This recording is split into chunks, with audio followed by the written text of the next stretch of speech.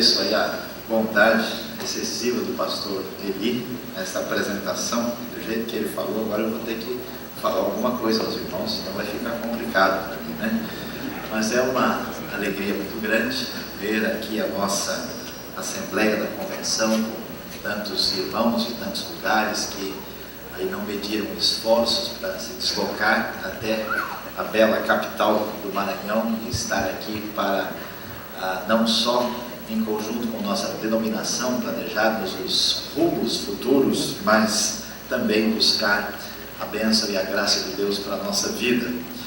E eu queria começar a leitura de Tiago capítulo 1. Nós vamos falar hoje tentando colocar um tema aqui nesse primeiro capítulo que podemos chamar de santa inconstância, vírgula, terrível inconstância.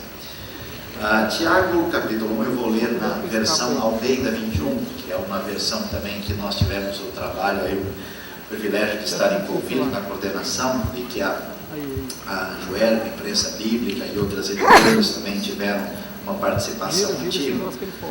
Os irmãos poderão ouvir e assim passaremos a exposição desse texto tão importante. Tiago, servo de Deus e do Senhor Jesus Cristo, as 12 tribos da dispersão, saudações.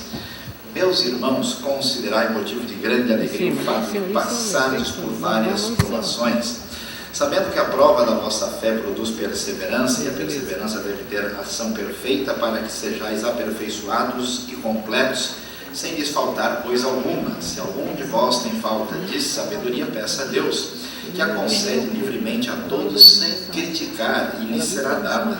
Peça, porém, confé sem duvidar, pois quem duvida é semelhante à onda do mar, movida e agitada pelo vento. Tal homem não deve pensar que receberá do Senhor alguma coisa, pois vacila e é inconstante em todos os seus caminhos. Mas o irmão de condição humilde deve gloriar-se na sua alta posição, e o rico na sua humilhação, porque passará como a flor silvestre, pois o sol se levanta em seu ardor e seca a relva. Então sua flor cai e sua beleza desaparece. Assim também o rico murchará em seus caminhos. Feliz é o homem que suporta a provação com perseverança, porque depois de aprovado receberá a coroa da vida que o Senhor prometeu aos que o amam. Quando tentado, ninguém deve dizer sou tentado por Deus, pois Deus não pode ser tentado pelo homem, ninguém tenta. Mas cada um é tentado quando atraído e seduzido por seu próprio desejo. Então, desejo, tendo concebido da luz o pecado, e o pecado, após se consumar, gera a morte. Meus amados irmãos, não vos enganeis, toda boa dádiva e todo bom perfeito vem do alto, e descem do Pai das luzes, em quem não há mudança nem sombra de variação. Segundo sua vontade, Ele nos gerou pela palavra da verdade, para que fôssemos como os primeiros frutos de suas criaturas. Meus amados irmãos, tende certeza disso: todo homem deve estar pronto a ouvir e ser tardio para falar, tardio para se irar, porque a ira do homem não produz a justiça de Deus. Por isso, livrando-nos de todo tipo de impureza moral e vestígio de maldade, recebei de boa vontade a palavra em vós implantada, poderosa para salvar a vossa vida. Sede praticantes da palavra, e não somente ouvintes, enganando a vós mesmos, pois se alguém é ouvinte da palavra e não praticante, é semelhante ao homem que contempla o próprio rosto no espelho, porque ele se contempla, vai embora e logo se esquece de como era. Entretanto, aquele que atenta bem para a lei perfeita, a lei da liberdade, nela persevera, não sendo ouvinte esquecido, mas praticante zeloso, será abençoado no que fizer. Se alguém se considera religioso e não refreia sua língua, engana seu coração, e sua religião é inútil. A religião pura e imaculada diante do nosso Deus e Pai é esta: visitar os órfãos e as viúvas nas suas dificuldades, não se deixar contaminar pelo mundo.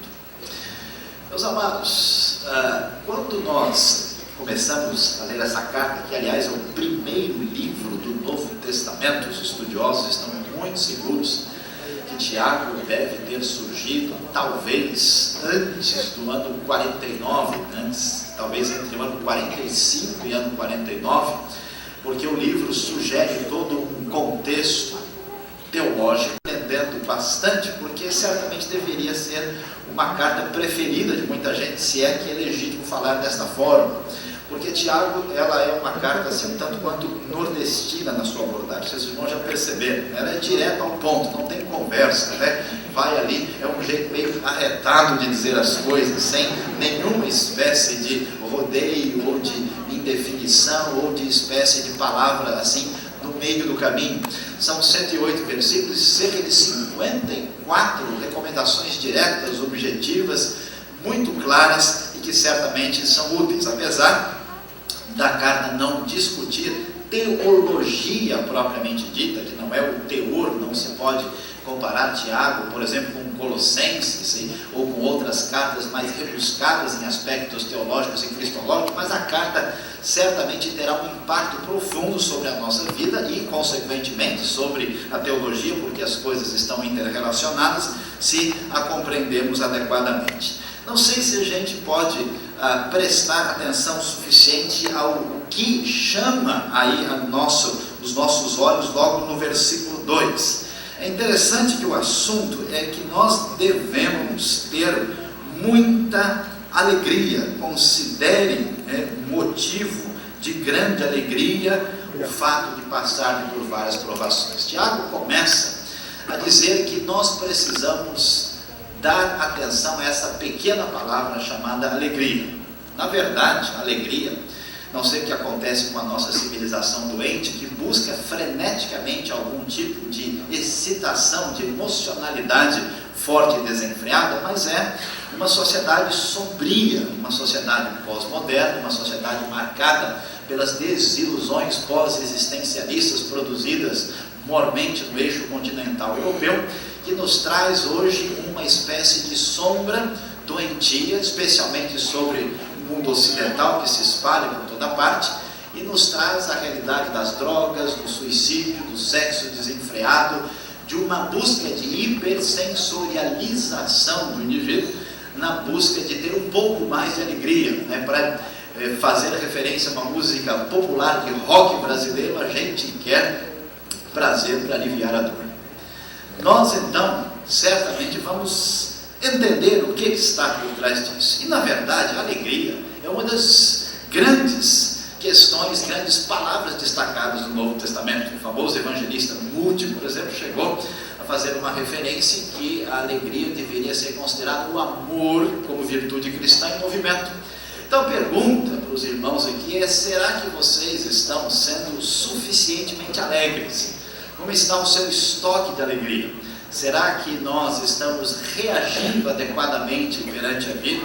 A alegria do Senhor, que é a nossa força, a alegria que é uma espécie de comprovação clara da fé que temos em Cristo, uma espécie de apologética fenomenológica da nossa fé.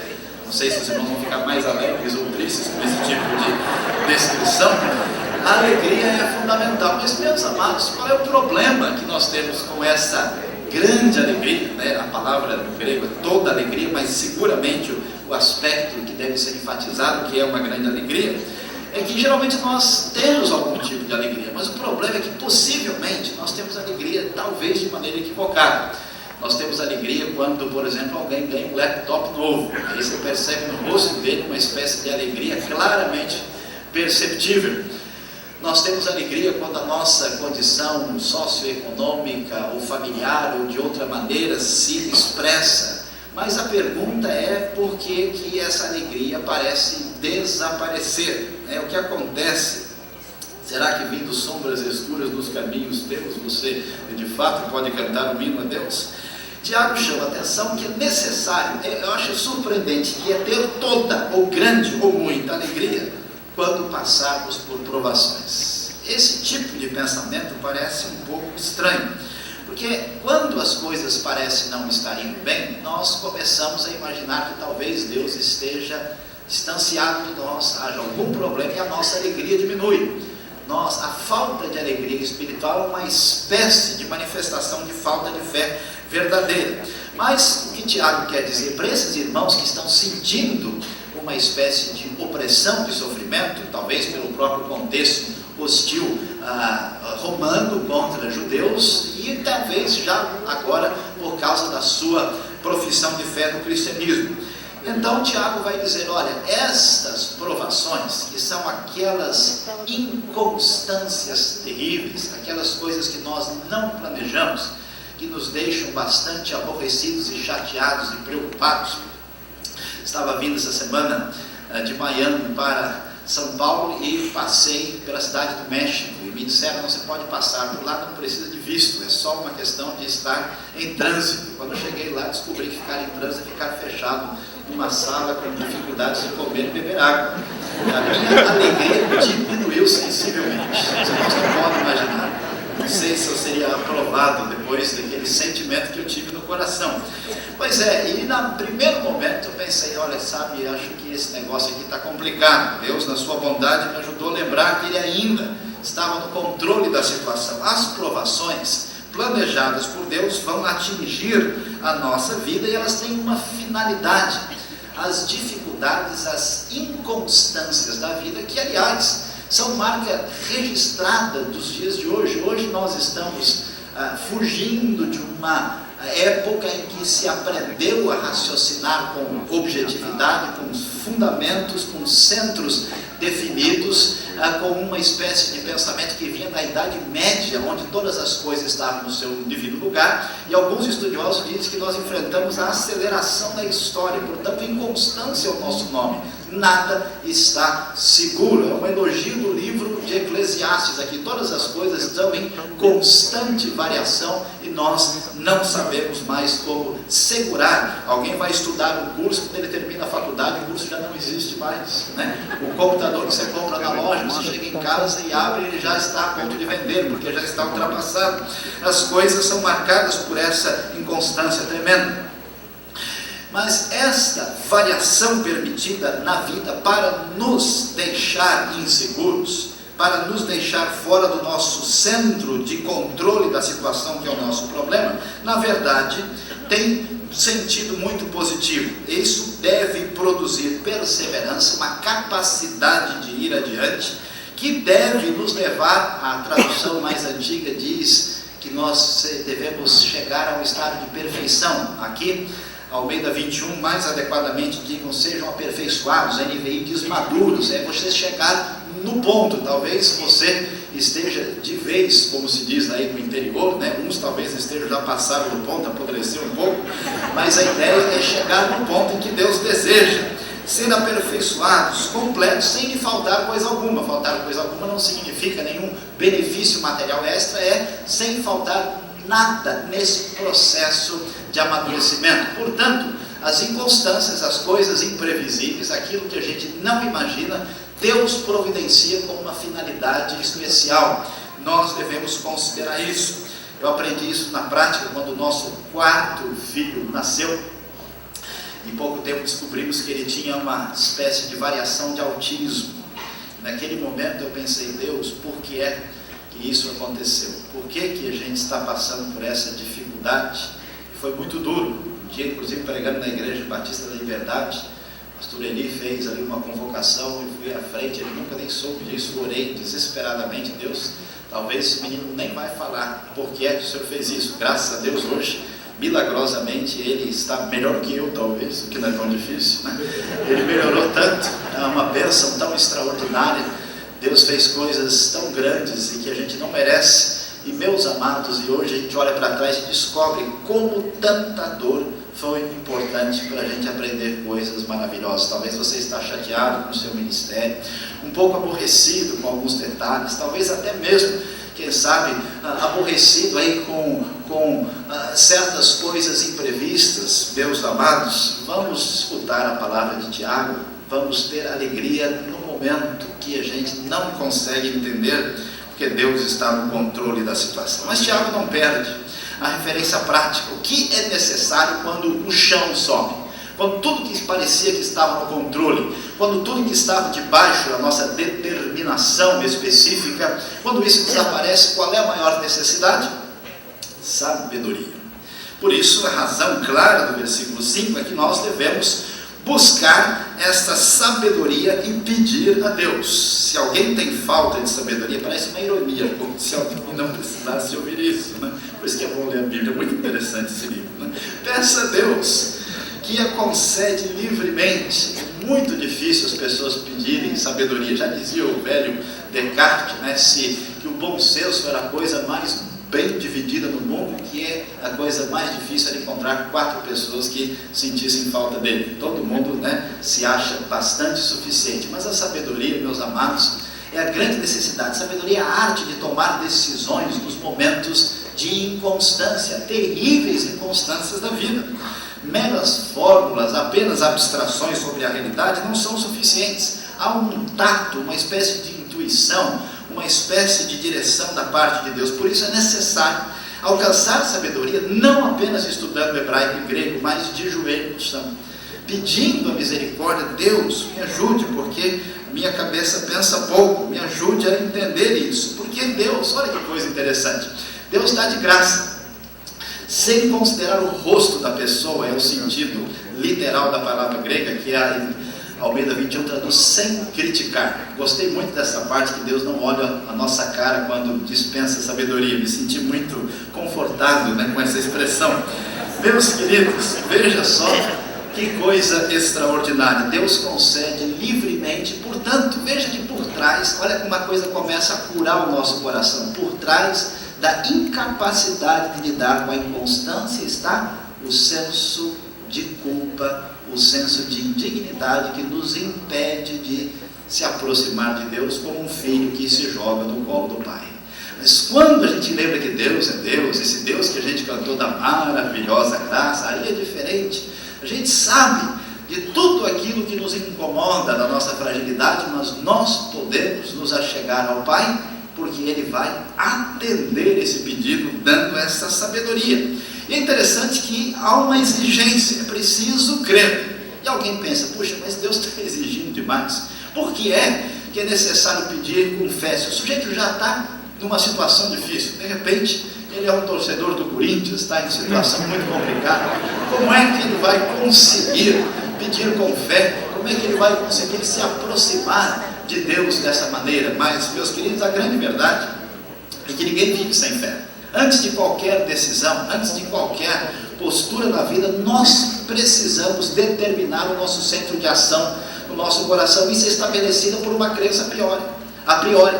Portanto, quando alguém, por exemplo, diz que as coisas vão piorar, na verdade isso é uma fé estabelecida antes. A princípio ninguém pode determinar nada, se podemos assim dizer, mas aqui o texto diz, olha, você precisa consertar a sua teologia. Se é verdade que Deus é o Deus onipotente, se é verdade que Deus é o Deus da graça, se é verdade que Deus é Deus, portanto nós devemos estabelecer a firmeza do nosso coração em Deus. Peça crendo, Deus ouve as nossas orações. Amém. Deus ouve aquilo que falamos, Deus nos atende. Então vamos pedir sem ser duvidoso, sem estar indo de um lado para o outro, sem qualquer tipo de firmeza, porque esta pessoa que tem uma fé em outra coisa não pode pedir a Deus, porque certamente o seu coração tem outra divindade eleita que mostra para onde está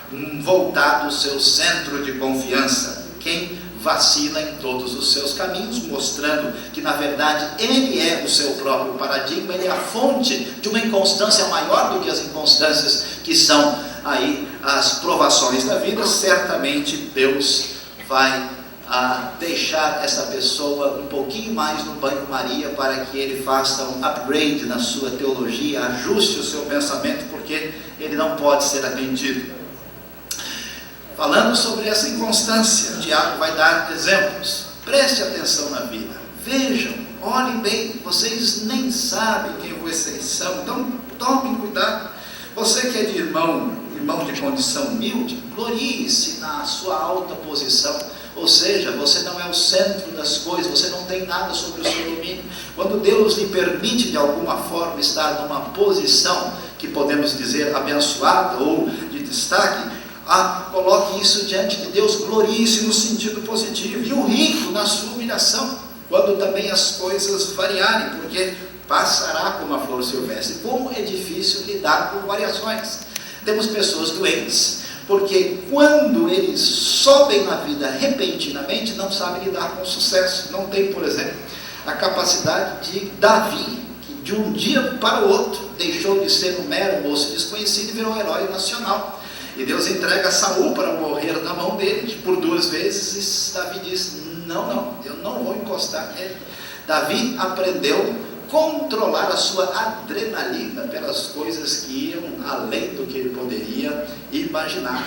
Meus amados, como é que a gente reage diante das bênçãos de Deus? Será que a gente consegue aí buscar uma santa humilhação diante das coisas boas?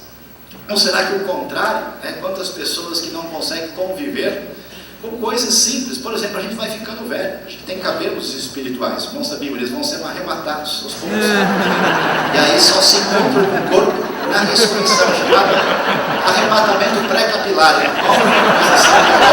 está sendo discutida recentemente. A pessoa não sabe que isso vai acontecer. Depois surge, por exemplo, o pé de galinha, depois o pé de avestruz, o tiranossauro rex, e assim vai aumentando.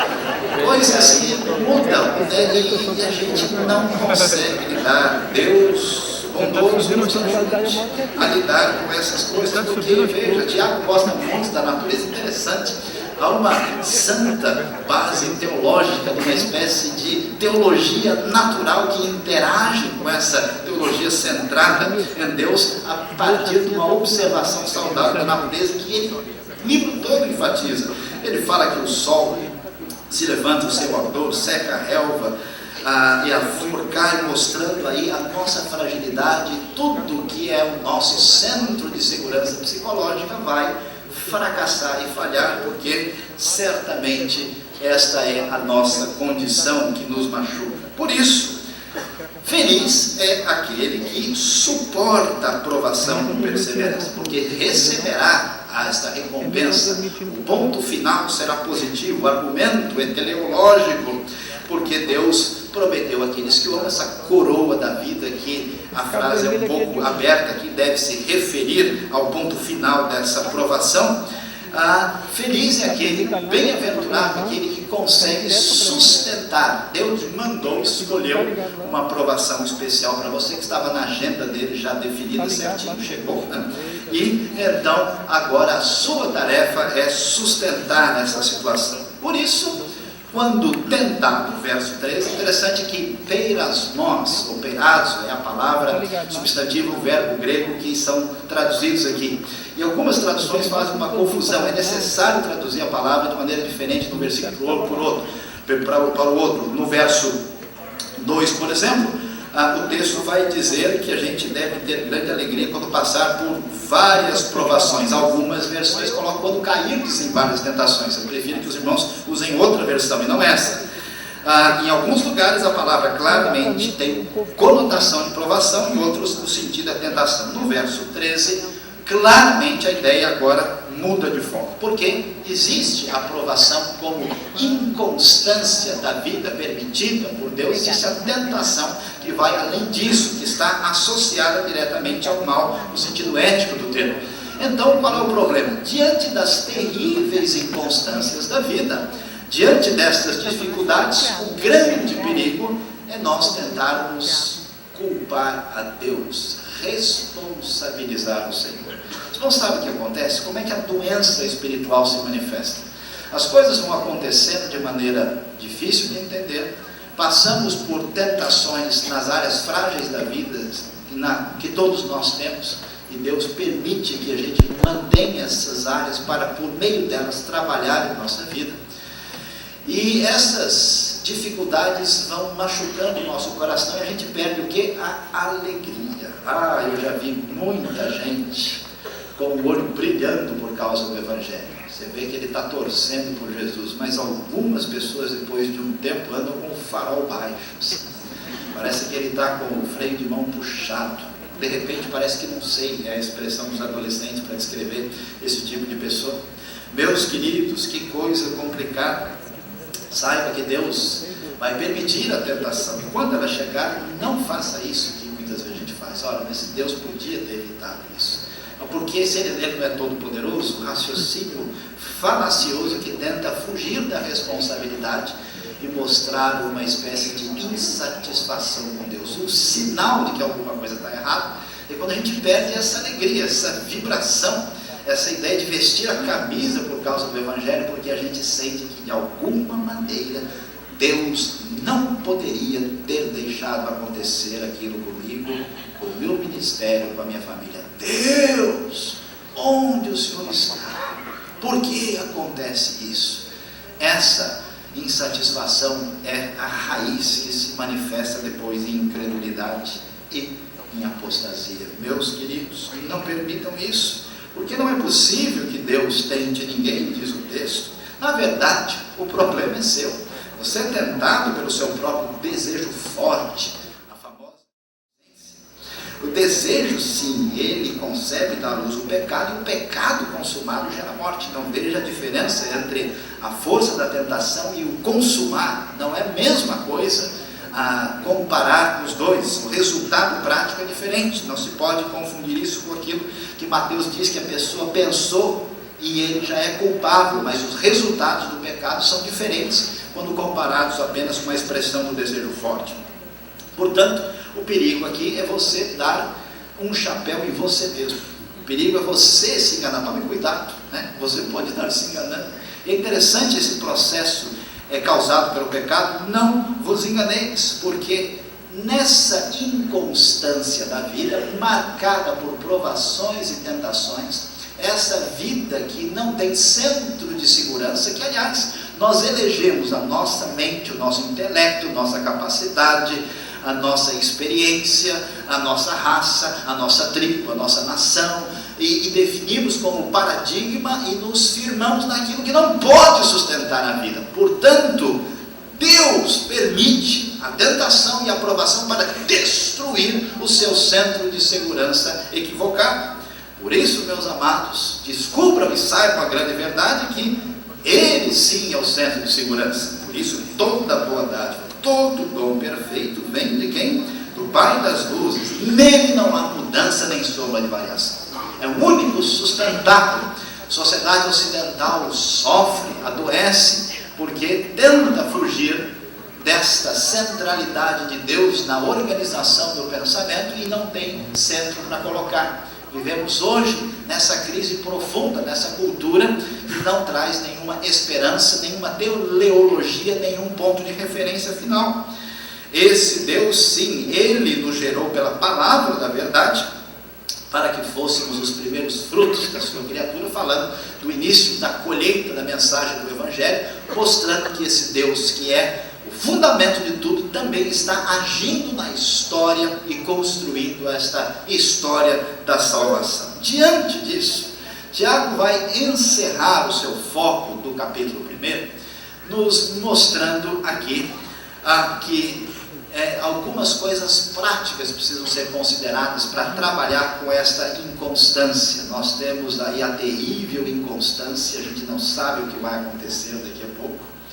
E a santa inconstância que Deus providencia na nossa vida para aperfeiçoar o nosso caráter, para nos levar na direção certa.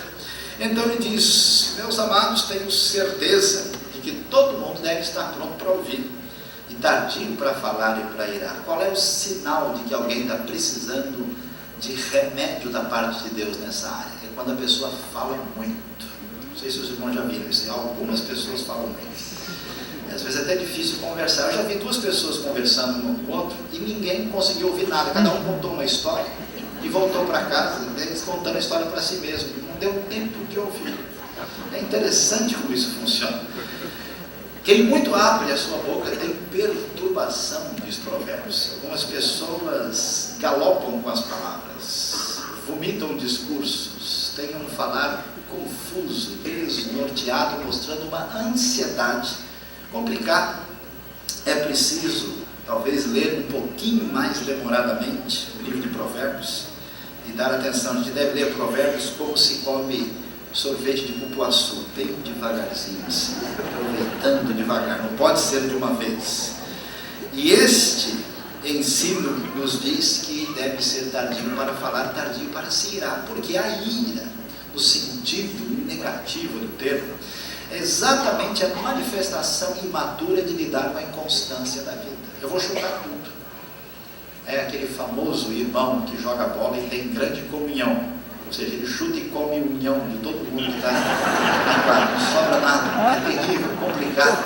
Aquela pessoa que se deixa dominar de maneira equivocada pela força, sem referência do seu próprio coração. Então, o sinal, pessoal, preste atenção. Veja se você está perdendo a paciência muito rapidamente. Se você quer resolver as coisas, há um sinal de que não está muito bem a sua relação com a ideia de que Deus é controlador do mundo no bom sentido, Deus está no domínio e que as circunstâncias estão debaixo do seu poder. É tão impressionante ver pessoas que vivem dificuldades, que passam por problemas terríveis, com uma alegria, com um sorriso esboçado no rosto. E vemos pessoas com formação de pós-graduação, vemos gente com todos os benefícios, e gente que vive, talvez quando a gente vai, por exemplo, para países de primeiro mundo, assim chamados pelo menos, com uma profunda chateação, com aborrecimento, com uma espécie de sentimento de ingratidão absurda sobre todas as coisas. Nosso universo exageradamente mercantilista nos traz uma ideologia dizendo: se você não comprar todas aquelas bugigangas, você não vai ser tão feliz assim. E a gente vai alimentando isso no coração, uma insatisfação vai comendo a gente por dentro. Meus amados, como é que vamos encarar isso? Não fale muito, não se deixe dominar pela ira, porque a ira do homem não produz justiça de Deus. Por isso, olha só, quando há manifestação de ira, quando há uma palavra além do bom controle, do bom tempero, geralmente há problemas. Por isso o Tiago diz: olha, livre-se de todo tipo de impureza moral e vestígio de maldade. Deve ser assegurado no coração dos irmãos aquela vontade gostosa de fazer tudo certinho. Você lembra quando você era mais novo, você ganhava um caderno novo e você queria deixar ele, né, todo certinho, sem nenhum erro? Aí você passava a borracha lá e agora ficou feio, vou trocar e pegar um novo. Aquela vontade gostosa de deixar tudo arrumadinho. Aquela vontade de obedecer a Deus, deixar Deus satisfeito, feliz com a gente, que às vezes vai enfraquecendo o coração. Pois é, nós temos que entender todo tipo, todo vestígio de maldade, e aí sim receber de boa vontade a palavra implantada em nós, que é poderosa para salvar a vossa vida. A palavra de Deus é uma coisa complicada. Não sei se os irmãos aqui no Maranhão e no restante dos estados estão sabendo disso. É um pouco perigoso o que nós estamos fazendo aqui, de vir ouvir a Bíblia. Isso nem sempre faz bem. Porque se essa palavra não é bem recebida, ela traz problemas, ela traz condenação. Já vi pessoas fazerem doutorado em Bíblia e perderem a fé. Como coisa estranha, não dá para entender aparentemente. Mas a verdade é que se o coração não está trabalhado, não tem intenção adequada, e essa palavra chega, imediatamente ela provoca resistência. O centro do controle da pessoa está nela mesma. Ela se define como paradigma, e toda vez que a palavra ameaça aquele centro falso, a pessoa se defende, vai criando uma espécie de crosta de resistência muito forte, que complica a situação da pessoa espiritualmente. Meus queridos, isso é muito complicado. Portanto, diante dessa realidade, nós devemos receber de boa vontade a palavra. Eu tenho impressão que nós devemos ter saudade dos tempos em que eram chamados de Bíblias. Os irmãos liam este livro, ouviam este livro com atenção, e a palavra de Deus parecia em muitas pessoas ter um impacto tão diferente. Meus queridos, o que está acontecendo com tanta gente que conhece o Evangelho, está na igreja há tanto tempo e parece não ter nenhum ou muito pouco conhecimento da Bíblia? Nós não iremos a lugar nenhum sem esta palavra que faz a diferença em nossa vida. Portanto, esta palavra implantada agora precisa ser praticada. É a síndrome da doença ocidental, a contemplação da abstração. Se nós dessemos uma confissão de fé, inclusive da Convenção Batista Brasileira, para o diabo assinar, assinaria completamente.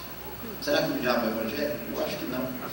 Mas pelo menos, bom, hoje em dia está meio difícil, a gente fica na dúvida, né? Mas o diabo crê na Trindade, crê que Deus existe, crê que a Bíblia, ele sabe que Jesus Cristo, a mero assentimento mental, não há nenhum problema, mas ele não pode jamais se apropriar desta palavra para a sua vida. Nós precisamos entender que a verdade da vida se manifesta nas pequenas coisas, na arte de pedir desculpas quando a gente está errado, em ler a Bíblia todos os dias, em não esquecer de fazer a sua oração, coisas pequenas. A prática da palavra é que faz a diferença. Nós cremos na Bíblia, como dizia Rick Warren, nas partes dela que nós praticamos, as outras a gente está um pouco na dúvida.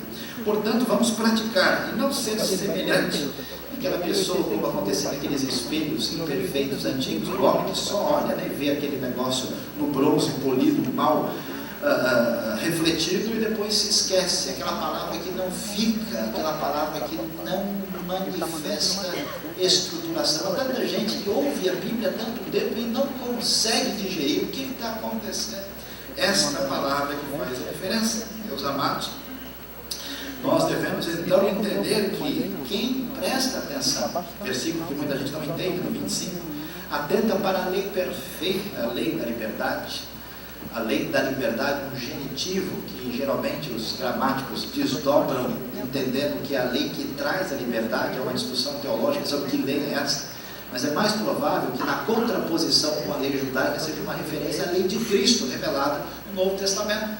Então nós, em posse dessa lei, que é a lei que traz a verdadeira liberdade, em oposição à lei do Antigo Testamento, nós devemos atentar e perseverar, ou seja, voltar nosso coração para a palavra divina. E terminando, Tiago vai dizer: olha, o que vocês têm que considerar na sua estruturação psicoespiritual para enfrentar as circunstâncias da vida é atentar e praticar essa palavra de Deus. Mas, veja só, conselhos práticos ligados a esta vida de fé estão aqui, preste atenção. Aquele que não refreia a sua língua, sua religião é inútil. Uma coisa para se pensar: segurar, tratar adequadamente as palavras. E ele vai dizer na sequência, né, que esse aspecto negativo é um sinal de verdadeira espiritualidade. Pode pegar um gravador essa semana e gravar, né, você durante umas 2, 3 horas assim, depois você escuta e vê como é que está o seu diagnóstico, né? E ele termina dizendo: a religião pura e imaculada diante do nosso Deus e Pai é esta: visitar os órfãos e as viúvas nas suas dificuldades, não se deixar contaminar pelo mundo. Meus amados, que coisa! Você quer ser alegre, está faltando alegria, você vai descobrir que a fonte dessa alegria está na palavra divina, está nessa disciplina da língua, mas principalmente em fazer algo que a gente talvez nunca imaginou. Está em beneficiar outras pessoas com a garantia e a segurança que a gente não vai ter retorno nenhum. Os órfãos e as viúvas, aquelas pessoas do contexto socioeconômico de Tiago que todo mundo evita. Gente, ó, Deus abençoe, estou orando por vocês, sai para outra mão.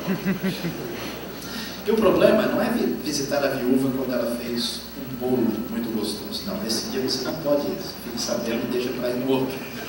É visitar nas suas dificuldades. Porque o grande problema do nosso mundo é egoísmo. O problema do nosso mundo é entender que se nós satisfizermos as nossas vontades, vamos ser mais felizes. E Deus tem outra ideia. Você precisa quebrar o seu centro de dependência de você mesmo. Uma maneira é beneficiar outras pessoas, abençoar quem você sabe que nunca terá condições de ajudá-lo, terá condições de retribuir, o que naturalmente também é compatível com deixar de se contaminar pelo mundo. Que Deus abençoe o coração dos irmãos nessa manhã, principalmente dando mais alegria. Amém.